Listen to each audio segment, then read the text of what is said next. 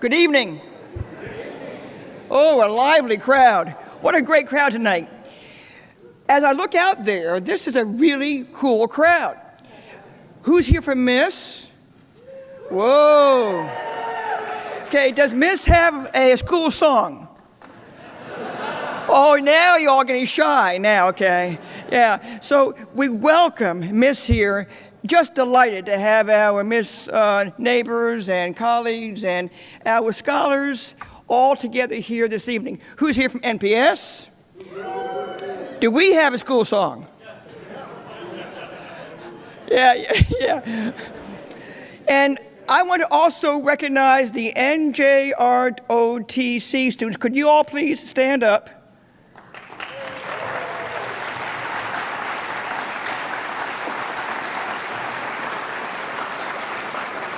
So this is the future of America. Yeah. Now, Lieutenant Commander Gotti, are you here? Where are you? Okay.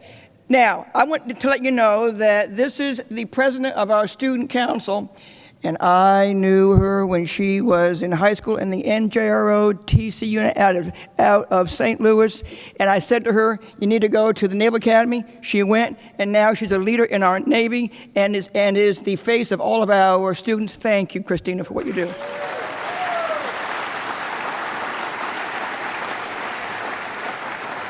And I am delighted to have the faculty here from both MIIS and from Naval Postgraduate School. You, as the faculty, are so precious to these students. Yes, the students are our future, and they are who give us our mission, our purpose, and our passion. But without you guiding them along, we would not have the ability to have one of the most noble acts that a human being can have. And that is to learn. That learning is a noble act that identifies and does define us in many ways in our human character. So it's wonderful to have the faculty here. And I do not know how many are here, and I don't want to embarrass them, so I'm not going to have them stand. But for those who are not faculty, could we please give them a round of applause?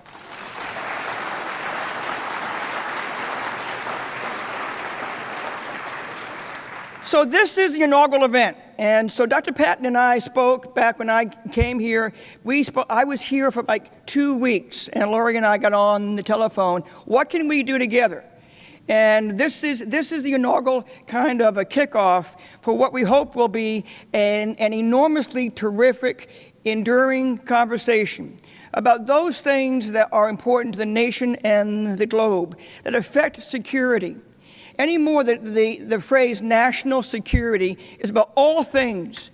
It's about everything from the environment to military operations, to all other kinds to social media, to cyber. There's all manner of things. And what Dr. Patton and I both agreed is that we both as leaders had an obligation to bring our students and our faculty together to be part of that national dialogue here on the Monterey area and in the Central Coast area and in all of the West Coast. Yes, we can do that. And so we are committed to doing that. This, as was said to me earlier, this is not just a gimmick, it is real. And so we are delighted to have you all here. I do want to say, though, that this did not come all of a sudden and without effort.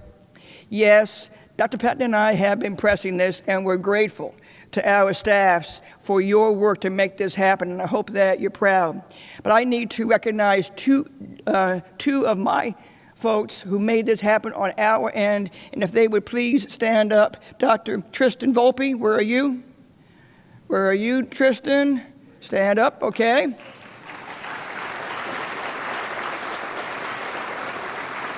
And the real guy who made this happen was Brian Rose. Where are you, Brian?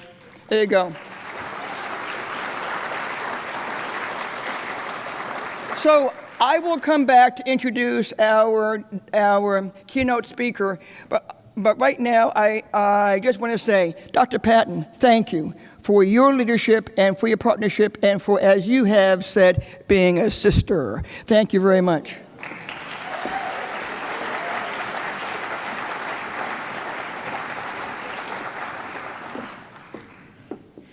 Thank you so much, Anne, and a warm welcome to all of our guests, faculty, staff, students. We are so pleased that you could join us for this celebration and recognition of our renewed partnership. We are really honored to have the Secretary of the Navy with us and look forward to his talk. I, too, want to thank some MIIS folks without whom this would not be possible in any way, shape, or form. The first is Philip Blake, and the second is Jeff Knopf, who are our faculty leaders. If you're here, please stand and be thanked.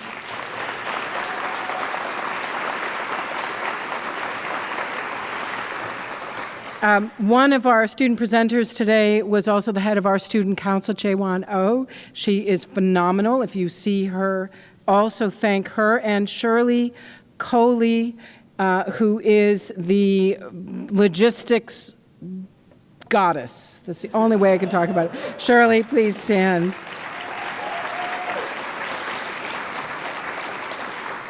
And my partner in crime in all things, Ms. Jeff Dayton Johnson. Whenever I have an idea, I randomly call Jeff. Sometimes I forget the time difference.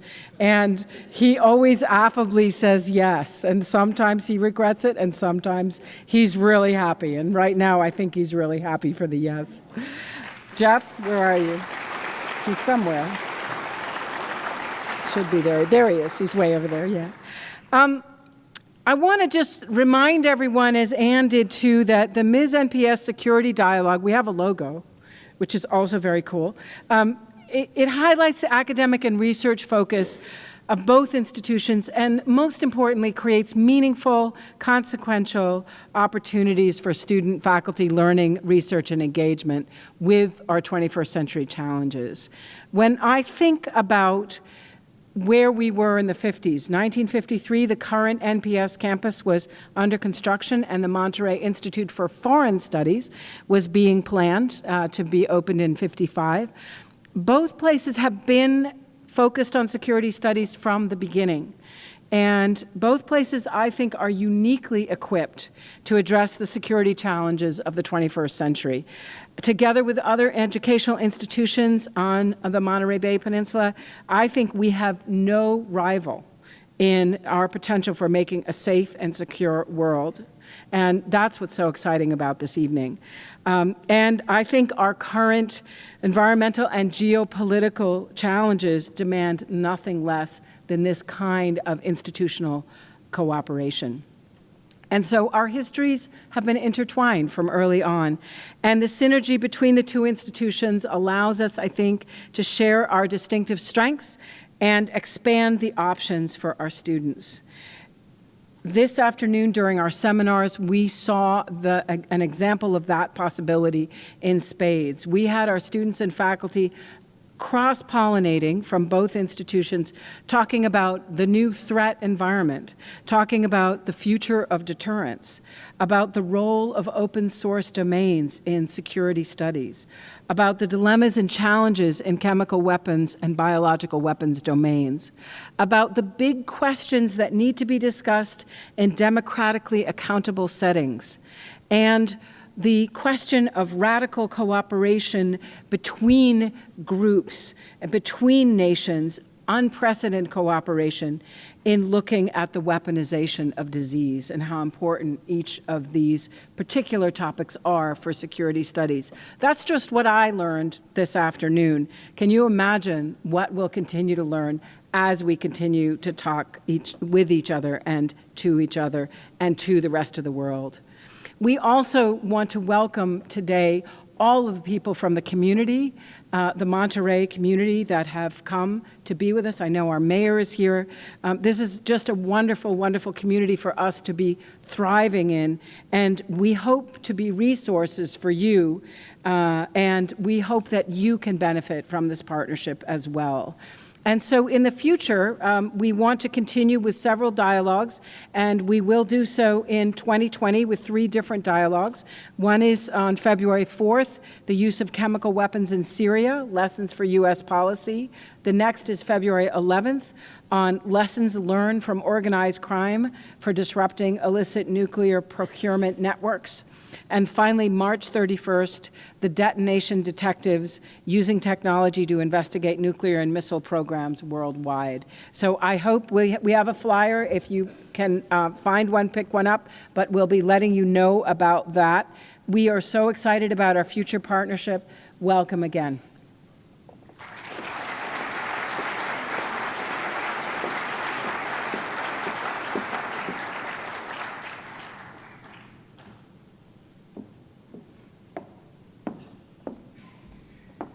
So now for our guest speaker. The Secretary of the Navy is actually the civilian head of both the Navy and the Marine Corps, and it's a really important role. And in our Constitution, our military does respond to the orders of our civilian leadership. And so who is leader of the Secretary of the Navy is very important. We have presently one of the finest leaders that has led our Navy and our Marine Corps in a long time. There are probably two other secretaries of the Navy in the history of this nation who have led the way on the notion about what it means to be an educated force. And his commitment to education and to research and to the intellectual capital of our Navy and our Marine Corps in what we are calling the cognitive age was set up by this great leader who has been here now 6 times in the past 12 months. Who is this man? Well, he has insisted that I not read his whole bio. If you want to learn more about him, look up Richard V. Spencer, and you'll be able to find him online, except for a number of things. His comment was, "Tell them I was born." Richard Spencer was born. His aide, a naval aide, not in the Navy, said, and also let them know that he was reborn as a Marine. He flew H-46 helos in the Marine Corps, and then from there went to Wall Street and did a lot of cool things there. And importantly, he has been in a number of philanthropic endeavors, including honoring our veterans, and he's been on various boards that help to advise on defense matters.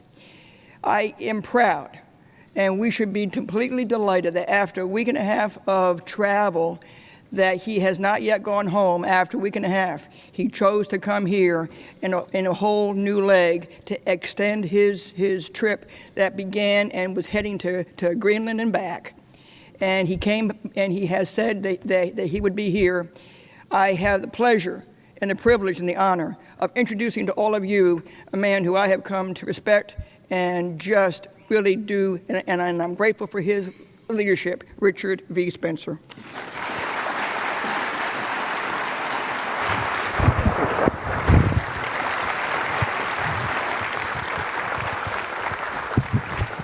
Wow. Coming from a town that is not long on positive affirmation, I hope this was taped because I want to play it back with great regularity. If we're talking about thanks that needs to be highlighted, I have to take a minute and give thanks to someone who's fairly close to me, my sister, who happens to work for this great institution called Middlebury College, because it was 5 years ago, before I even stepped foot in this job, she told me what Middlebury had done on the acquisition of some assets out here. And it stayed in the back of my head. And when I became Secretary of the Navy, I can't really call myself a graduate, I'm a certificate holder from this great institution, the Aviation Safety Program, when it was out here many years ago. And it truly registered in my head what a great institution this was. So when I took over as Secretary of the Navy, one of the first stops was out here. And ladies and gentlemen, in the front row is Admiral Ron Rout, who was a steady hand on the tiller during that period of time. And Ron, thank you very much for delivering the Naval Postgraduate School.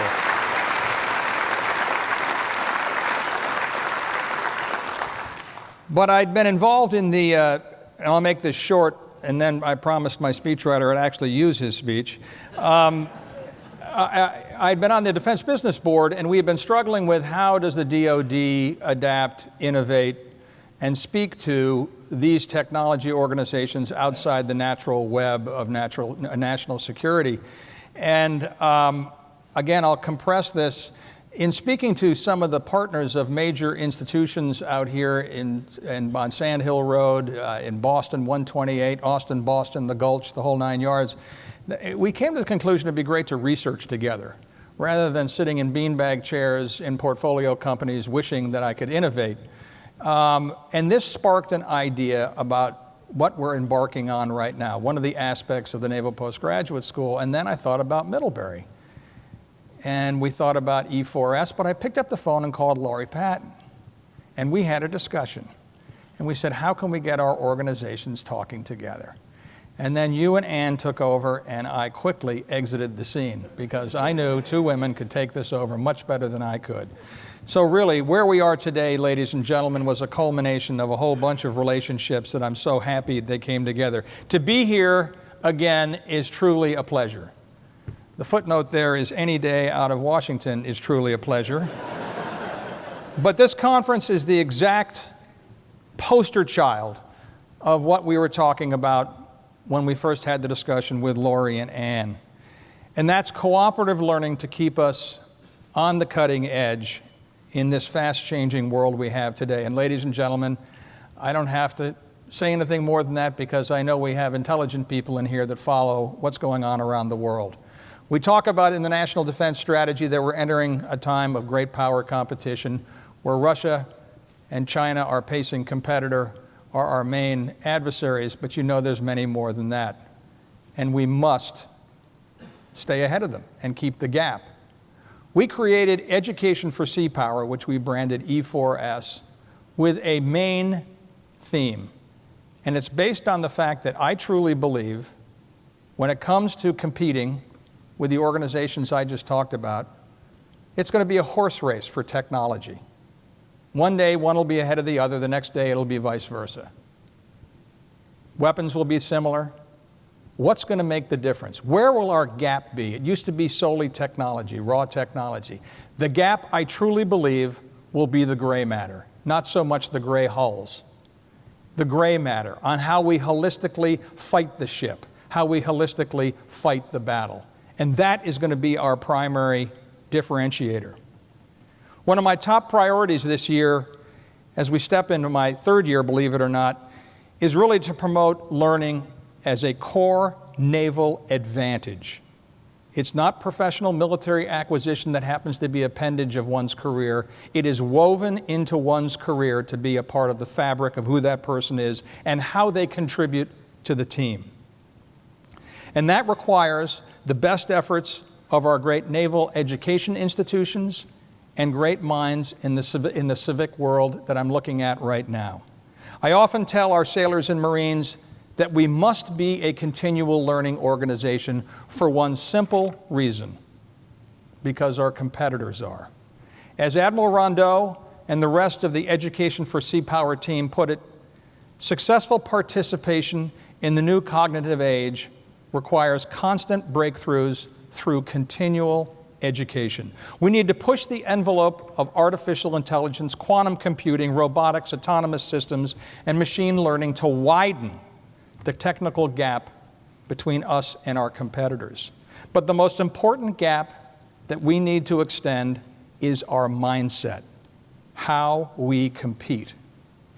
I see innovation and adaptation as complementary strengths. Adaptation adjusts to the security environment, while innovation transforms it. To succeed in today's world, we must have both. So we need to have all hands on deck, to quote a Navy term, including the whole of government, the best practices from the private sector, and the best minds of the academic world, which includes all of you.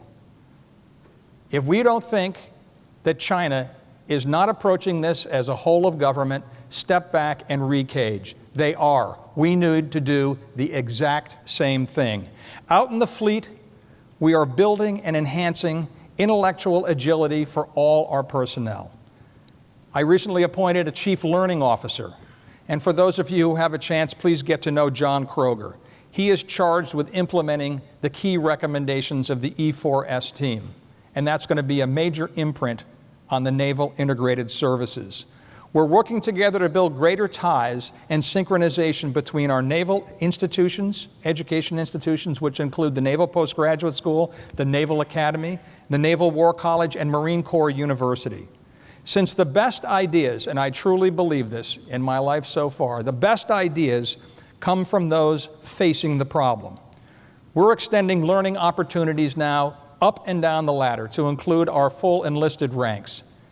That means shipboard certifications, opportunities to serve and train in different challenging settings, and true problem-solving culture that will be rewarded for that initiative.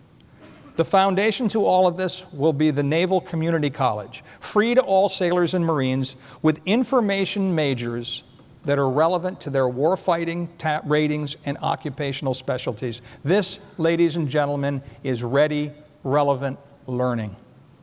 The coursework from some of the best institutions out there, including NPS, will be in this online program to help prepare our sailors and Marines to take their skills and knowledge into the economy when they leave. Imagine that, contribution to society. It's a full circle. Every course will count towards an associate degree, and we're lining up agreements with premier educational institutions to make sure the credits are transferable to those same type organizations, leading eventually to a 4-year bachelor's degree. Dr. Patton, I'm looking right at you. They're going to be coming your way. The most important thing is to ensure this knowledge translates directly to preparing and equipping our integrated naval services. Because at the end of the day, my job is to ensure that we're ready to fight tonight and that we never go into a fair fight. We have the overmatch. Hopefully, though, it never comes to that. But we need the posture and the capabilities at all times. Why? We need to be able to have the leverage to allow the State Department one more day, one more week, one more month to do what they do so well, which is to negotiate so we do not have to use kinetic activity. So we need more of these kind of dialogues that we're having here today. And more importantly, and being an output metrics fanatic, we need them to lead somewhere. We need to have outputs that actually mean things and do things. Keep the conversations and the contacts going after you leave here today. I used to say, you're building a Rolodex, and that's probably the richest item that you have on your desk. And all of a sudden, I was down at the Academy, and I used that phrase, and I realized everyone was Googling, what the hell is a Rolodex? So beef up your contact list. It really is a very valuable tool you'll have in your life. Continue to look for ways that we can work together, not just for the future of our integrated naval force, but for the protection of a rules-based international order for global security. Because as we all know, the security environment that we're facing out there right now is truly much more complicated than the Cold War I was witnessing when I left here as a Marine lieutenant. Back then, no one could even spell cyber.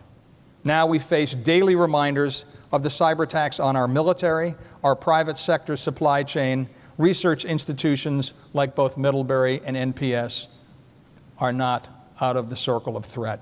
Sun Tzu wrote, "The supreme art of war is to subdue the enemy without fighting." As the CNO and the Commandant and I prepare to go up on the hill in the turn of the year to sing for our dinner, hopefully the CR will be satisfied by then, but we sing for our 20 budget. We're changing our tune. The United States Navy Marine Corps Integrated Naval Services is your away team, is your most maneuverable forward deployed team, but we are going to have to fight to get off the pier in today's environment. And that brings it home, ladies and gentlemen, to the threats that we are facing and why we need to have discussions like we're having today, why we need to extricate the great minds in both uniformed and civilian people to help us tackle these problems. We know our competitors are trying to control our assets, disrupt our logistics, put us into weakened or compromised positions before we can get off the pier. We know that. We have to fight back. That's why another one of my top priorities is to transform and elevate the information management and data management that we have to make it a strategic imperative. The Pentagon has reams and reams of information, but it's not data ready. We have to get after that, make it digestible, make it usable, and it's going to be a weapon of ours. In Navy, we've put a CIO in place now who is actually a credited CIO, and he's getting after this as I speak.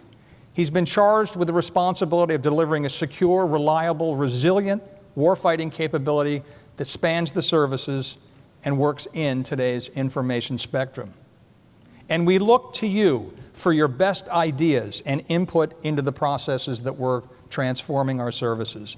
Not only to react, not only to help us react, but to help us anticipate the future. Protecting the American people has always been and will always be and require an innovative mindset. We need to work alongside you to exercise that muscle of innovation. Back in 1929, there was a Lieutenant Arleigh Burke. He studied ordnance at this institution back when it was housed at the Naval Academy. He then went on to earn a master's degree in chemical engineering at the University of Michigan. Armed with this combination of civilian and military education, Arleigh Burke brought tactical innovation to the Solomon Islands, the Sea of the Philippines, and Leyte Gulf. After the war, he helped shape the modern Navy, and he served as a truce negotiator at the end of the Korean War. During his 6 years as CNO, he planted the seed of Cold War victory by fathering and furthering our nuclear power, Polaris missile program, and the naval use of space. And in his spare time, he also helped strengthen NATO. It's safe to say that the investment in Arleigh Burke's education, both civilian and military, paid off. Coming from Wall Street, I'll take that return on investment any day. And we need to keep investing to ensure that personnel on today's Arleigh Burke destroyers are prepared, both mentally and intellectually, for the challenges ahead. It is not only our understanding of the weapons systems, ladies and gentlemen, it is the holistic approach to what we call fighting the whole ship. And that applies to the Navy and the Marine Corps. So I want to thank you all for what you're doing here today. I want to take a moment, because one of the things that I love to do, and Ann promised me I could do it, was to take some questions from you, because it allows me to know what you're thinking. And it might scare you to think what's rolling around in my head, but it's a two-way conversation. And if people would like to ask a question, I am more than happy to field some. So, sir, they've been doing this. So if you want me to read a few, and you want to do that, and you have a microphone, I can do it from here. Certainly, I can wire it up. Okay. The first question is, do you own a boat? I did. Like every good boat owner, I did. Okay.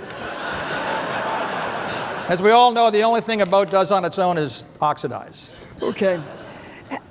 From your own background and now in your current job, how do we incentivize private industry to support U.S. national security? That's a fantastic question. And this is one of the reasons that we're doing what we're doing here right now. One of the things that I did early on was put a call out to industry. We were in an environment right there with some of our primes back in 2017, where, to be very frank with you, and I like being frank, we were almost in an antagonistic situation. We were cross-threaded with ourselves in some ways, because there's the charge that we have to buy the best that's out there for the least amount of money. And yes, that is my charge, wearing my Title X hat, because I am a steward of your dollars. I get that. But the model has to work, and it has to be sustainable. So we sent the system a signal. And the signal was, we will find you money, but you have to be a partner of mine. I have to be educated enough to know what you need to provide solutions for me, and I want you to be knowledgeable to have a conversation with me on what the solution sets might be. What does that mean? If I had my druthers, I would love to change the word requirements to requests, because requirements came down from the mount, and they're carved in stone, and you can't change requirements, and basically God wrote those requirements. We have to get into a situation where we go, here's what we would like to do. What do you have in your quiver that you can help me with right now? What can we develop together, or what can come off the shelf? We have to be flexible, we have to be educated, and we have to be a good consumer. That's a new position for the Navy, to be very frank with you, in the acquisition department. And we're changing, we're getting there, we're sending the signal. We had 3 years of money, which really helped. This CR, ladies and gentlemen, is a kick in the gut. And if it extends beyond December, I will tell you that the majority of progress that we have made over the last 2.5 years will stop. And if it goes for a full year, we will go in reverse. And that's, unfortunately, the facts. Write your congressmen, write your senators, tell them to get together and compromise and find a solution to this continuing resolution. And a continuing resolution is what? So a continuing, great, thank you, Ann. A continuing resolution, when the Congress cannot come together on a budget, there is a fallback system that says you'll use last year's budget numbers as your baseline. But in there are little things that kill you, which is there are no new starts. You can't start any new programs. You can't accelerate any volumes from existing programs. Everything has to stay the same.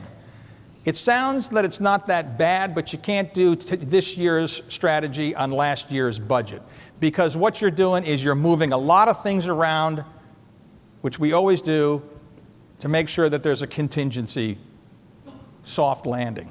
And it doesn't work in a CR. So, sir, this is from a Marine major, and I say that to you because of the nature of the question of what he is looking at as a military officer for the future.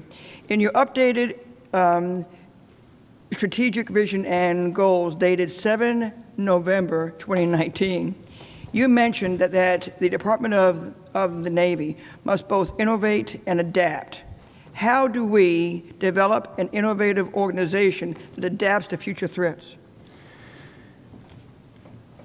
For many of you who are in here that have been a participant in the United States Naval Services and the United States Marine Corps, you know that we have cultures.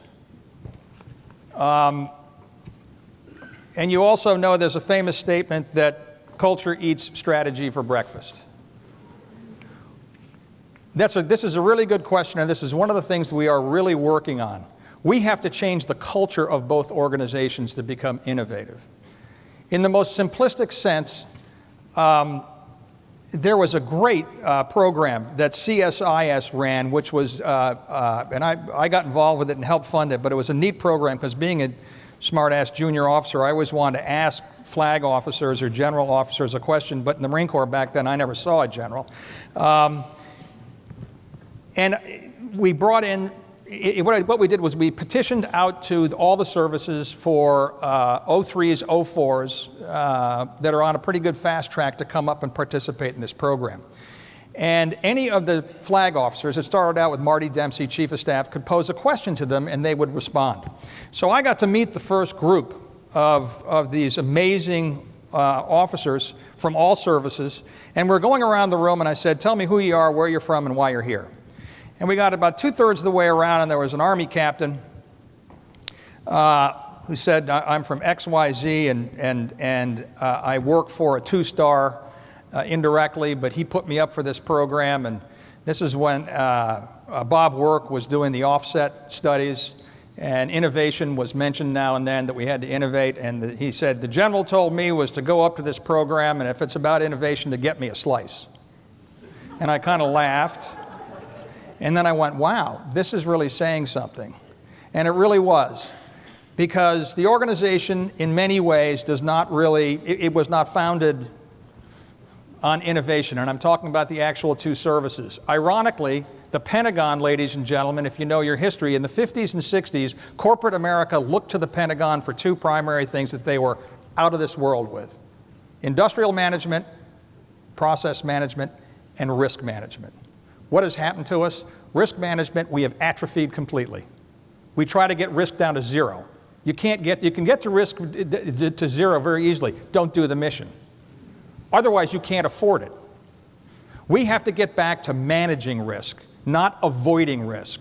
This comes to innovation also. How are we going to do it differently and focus on it? This is going to be a cultural change. This will take a while, but we have tools like what we're doing here right now talking over the fence, quote unquote, joining organizations and speaking to people that we don't normally speak to, and I'm speaking from our position in the Navy Marine Corps, to gather the information, to gather your insights, where 1 + 1 = 3. This will not happen overnight.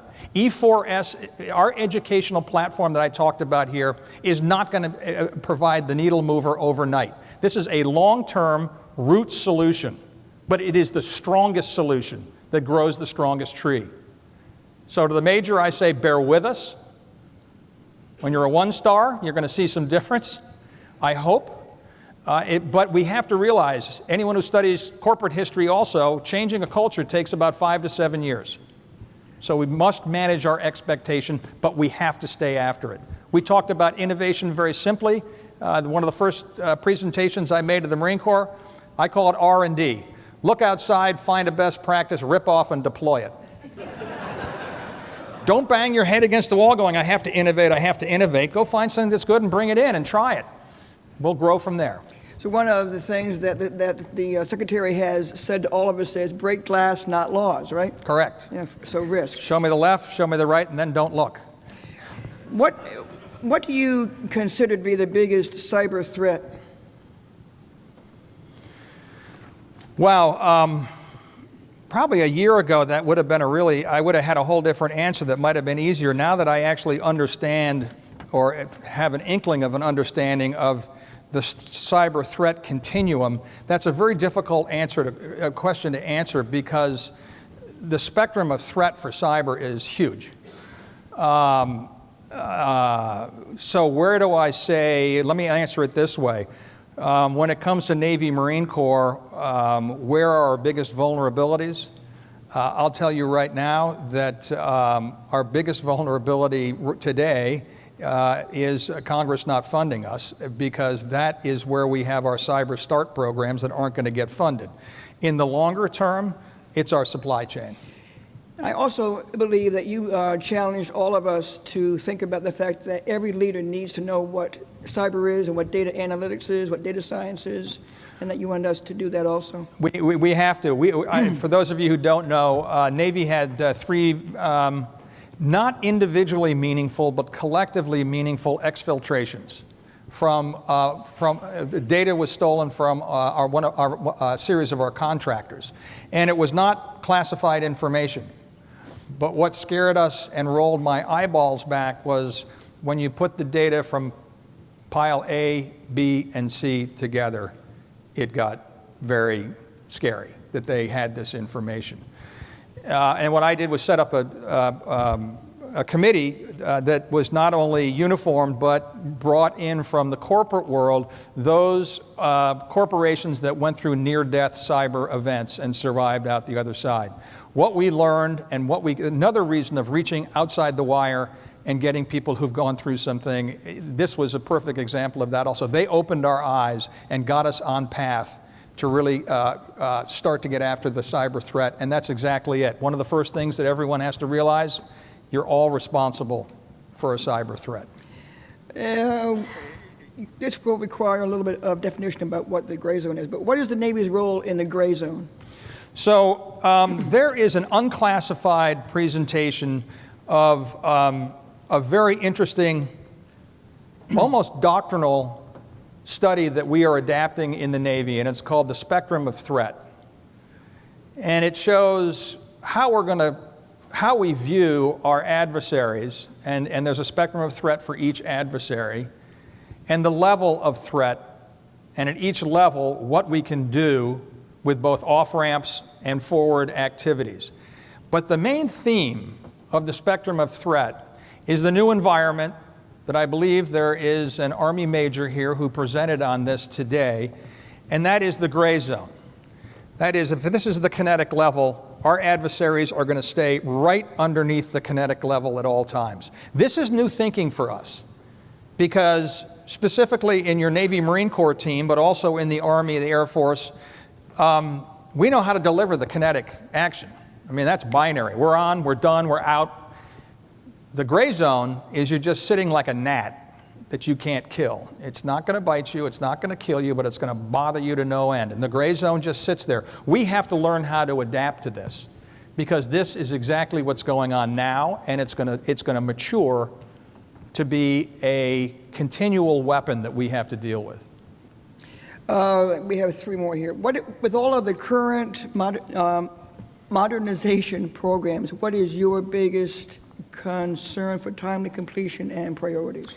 It's no surprise to those in the Navy Marine Corps team. The #1 acquisition program for the United States Navy is the Columbia-class submarine. The nuclear triad, since Eisenhower, has probably been one of the best deterrents that we have on the face of the earth. And the most resilient leg of the nuclear triad is Navy's undersea efforts in that regard.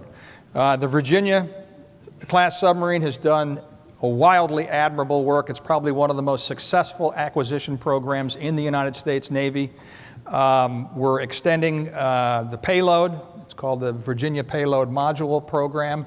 But we have Virginia-class and we have Ohio-class tailing off. We have to get the Columbia out there. We have no room. There's no margin in the program right now. We've lost all our margin. So now, overlay what I just told you about new starts with continuing resolutions. This keeps me up at night. Then the next to the last one is, and this is a great one for MIIS and for NPS in terms of how they're looking at each other's work. Are there aspects of the Chinese military modernization of the last 20 years that suggest a strategy of projecting power beyond the South China Sea, Taiwan, and Northeast Asia? Yes. I can just point to Djibouti as one of their first outposts. But the great thing about a planned society, such as the Chinese Communist Party, is they print the 40-year plan and they pretty much stick to it. So you can read that plan, you can know the technologies they want to steal from us, acquire, whatever the case may be. You know what their ship count's going to be, and you know where they want to be at certain periods in time. They want to project power globally. And I never let the conversation about China go any further without saying one thing that I firmly believe, and I hope it's shared.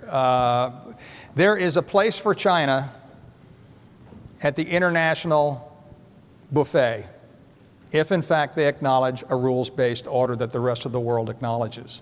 If they don't, there's going to be friction, and there's going to be competition.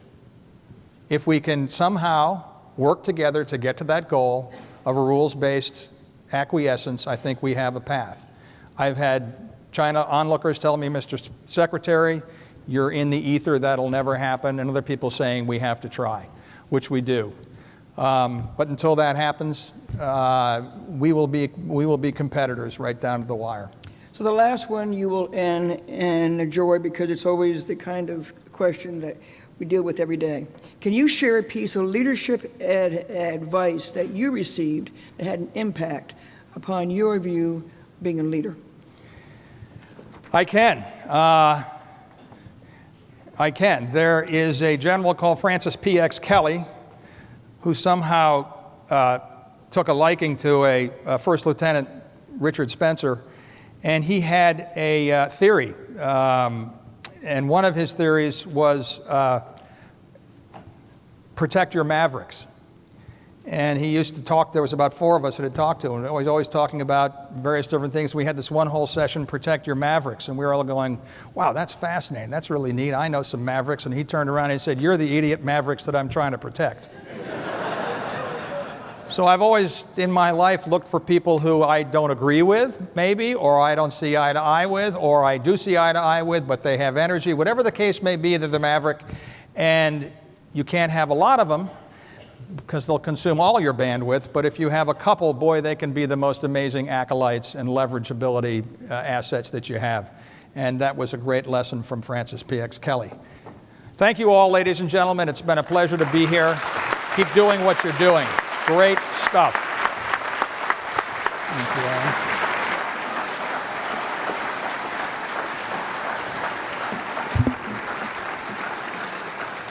On behalf of Dr. Patton, and again, Laurie, thank you for your leadership and for everything that we're doing.